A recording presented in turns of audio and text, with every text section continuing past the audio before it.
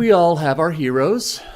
They can be fictional or real. Someone with superpowers like Spider-Man or Superman, or someone as human as you or I. The most important thing to remember about our heroes, though, is that they are not perfect.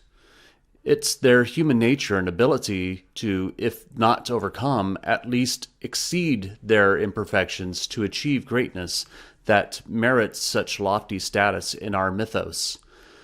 Some of those heroes' stories end up in tragedy, never achieving all they dreamed, but their stories and their legacies give us the mission statement we need to continue their work.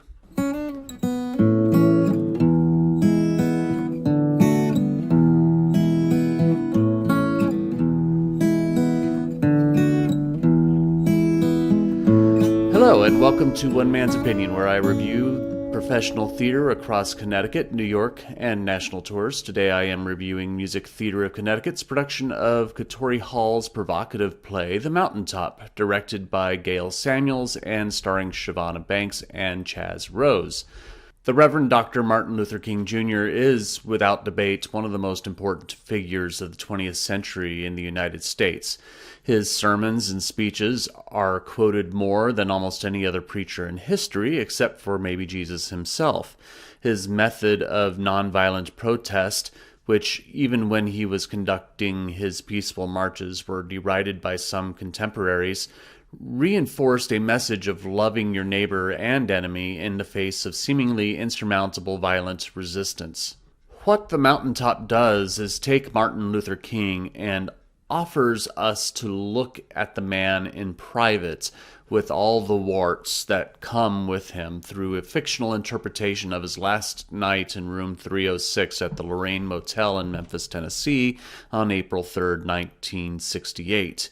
He would be assassinated at 6:01 p.m. the next day. The play opens with Martin, played by Chaz Rose, settling in after giving his "I've been to the mountaintop" speech. After calling room service for coffee, he is visited by Camae, played by Shavonna Banks, a young woman who brings his coffee, whom Dr. King immediately takes a sexual interest in.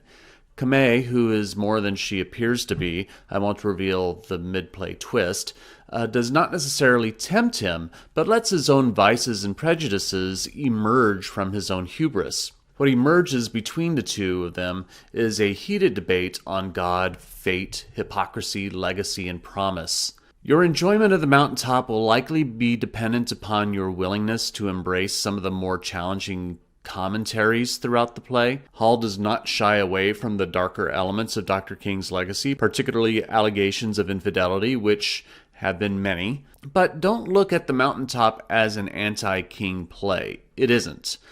Nor is it the last temptation of Martin Luther King Jr.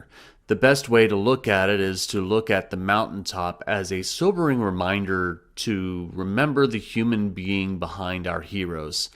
A reminder that those who are even our spiritual leaders are fallible, that in the midst of their greatness, in the midst of their victories, in the midst of their eloquence, they are just as human as you or me, with fears and anxieties and failures.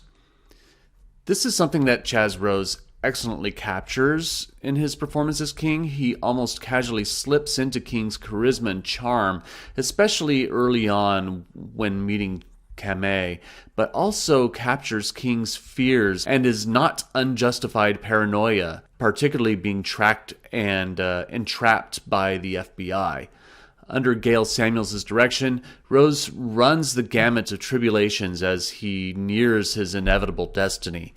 A last crucible, if you will, with Camae as a metaphorical Abigail to King's Proctor. Banks also does a great job, keeping her intentions close to the chest while she reveals who she really is.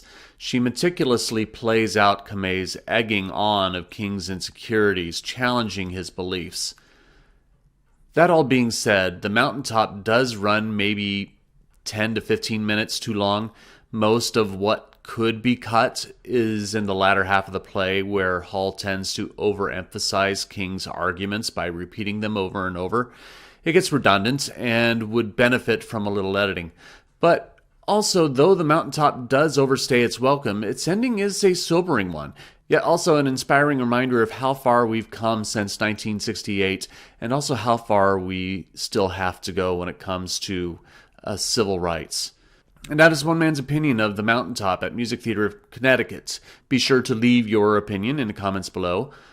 Like, share, and subscribe to follow me for upcoming reviews. Speaking of which, I know that those who've been following me were expecting my review of MJ the Musical, but that was postponed due to Miles Frost being unable to perform that night I was scheduled to see the show. It's one of the things that happens sometimes when one of a show's leads aren't going to be there that night. They cancel press and critics tickets and reschedule for another performance. I haven't received rescheduled dates for it yet, but I will let you know when it comes around. The next review, though, will be another show that has been bounced around. Yes, I'll finally be reviewing Skeleton Crew. I saw it on Sunday and should be coming out tomorrow. Thank you for your support and continued watching of my channel, and I'll see you at the theater.